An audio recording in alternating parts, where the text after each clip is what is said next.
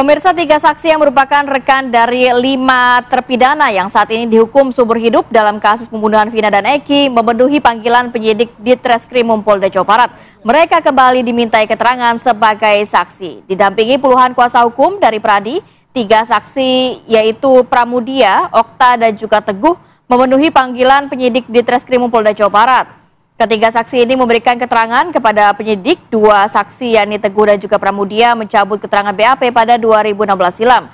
Dalam BAP yang dibuat tahun 2016, keduanya menyatakan bahwa kelima rekan mereka yang kini menjadi terpidana kasus pembunuhan Vina dan Eki tidak berada di rumah Pak RT.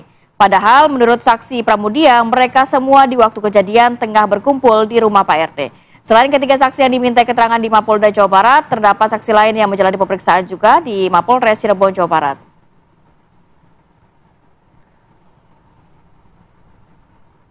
BAP yang sebenarnya artinya gitu BAP dahulu dicabut atau gimana? Iya, Cabut ya? cabut. Apa aja nanti yang diangkat? Ya bahwa saya tidur di rumahnya Pak RT. Sebelumnya kan di BAP yang dulu tidak tidur di rumah Pak RT.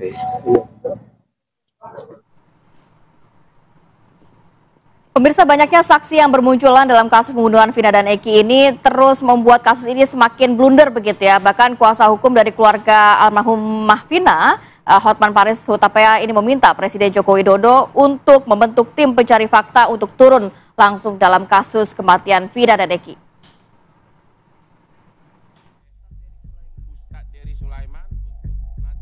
Pengacara keluarga Vina menggelar jumpa pers menyoal pengusutan kasus pembunuhan Vina Eki yang hanya terfokus pada tersangka Peggy Setiawan. Pengacara Hotman Paris mempermasalahkan perbedaan berita acara pemeriksaan 2024 dengan BAP tahun 2016. Hotman Paris juga mempersoalkan hilangnya 2 DPO, yaitu Andi dan Dani, padahal perannya tercantum dalam berkas putusan pengadilan tahun 2017. Pengacara juga meminta Presiden Joko Widodo membentuk tim pencari fakta untuk mengungkap kasus pembunuhan Vina Eki. Kami tidak menyatakan kasus ini dihentikan. Justru kami ingin kasus ini terbongkar secara keseluruhan. Ini tidak mungkin lagi terbongkar secara keseluruhan kalau hanya mengandalkan penyidikan yang sekarang yang fokusnya hanya Peggy. Karena proses penyidikan sekarang hanya terhadap Peggy. Ya. Itu tidak mungkin lagi terbongkar apa kejadian tahun 2016. Kenapa BAP-nya begitu lengkap di 2016 dan sekarang tiba-tiba BAP 2016 dirontokkan di penyidikan sekarang. Menurut Hotman Paris, hasil dari tim pencari fakta nantinya bisa diberikan kepada penyidik kasus pembunuhan Vina Eki. Pengacara keluarga Vina pun meminta Presiden Jokowi agar memerintahkan untuk menunda kelanjutan penyidikan oleh Polda Jabar hingga tim pencari fakta selesai bekerja.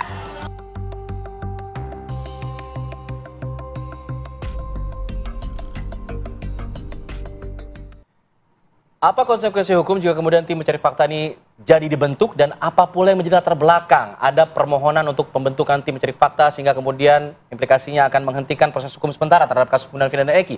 Kita sudah bersama dengan sejumlah narasumber untuk membahas mengenai hal ini. Ada Mbak Dewi Intan Malenka selaku kuasa hukum Vina. Selamat pagi Mbak Dewi. Ya, selamat pagi Mas, Mbak. Baik, ada juga di studio Bang Aristo Pangaribuan selaku pakar hukum pidana, nanti bicara dari masalah prosedurnya ya. Bang Aristo, selamat pagi Bang. Selamat pagi.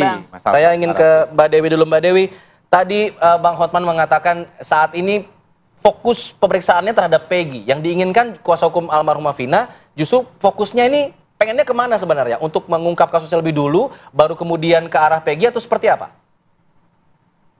Ya, karena kami tim kuasa hukum keluarga almarhum Vina merasa ini sudah seperti bola liar yang arahnya kemana-mana. Jadi muncul asumsi-asumsi dari berbagai kalangan dan lain sebagainya, sehingga kami meminta atau mengusulkan agar Bapak Presiden Joko Widodo membentuk tim khusus untuk tim pencari fakta agar kasus ini menjadi terang benderang. Karena ini jika PS ini sudah disidangkan, menurut kami, lalu 2 DPO yang tadinya ada, perannya ada, itu menjadi hilang gitu loh, seperti itu Mas. Ya, tim pencari faktanya ini akan seperti apa kalau keinginan dari keluarga Vina sendiri? Apakah tidak cukup saat ini pihak kepolisian sudah menangkap Peggy Setiawan dan juga masih ada proses selanjutnya begitu? Ya, karena menurut kami seperti ini. Jadi dari BAP 2016 dan BAP 2024 itu sangat bertolak belakang. Sehingga kenapa kami mengusulkan untuk tim pencari fakta itu membentuk tim, maksudnya presiden membentuk tim agar semua jadi terang benderang, karena BAP-nya itu bertolak belakang. Yang tadinya ada 2 DPO tiba-tiba hilang, lalu 2 DPO tersebut ada yang menganiaya, lalu mohon maaf memperkosa, lalu membawa jenazah ke flyover, itu menjadi hilang semua. Lalu siapa yang bertanggung jawab atas itu semua jika 2 DPO dan 2 nama tersebut tiba-tiba semua menjadi fiktif seperti itu, Mbak? Gitu.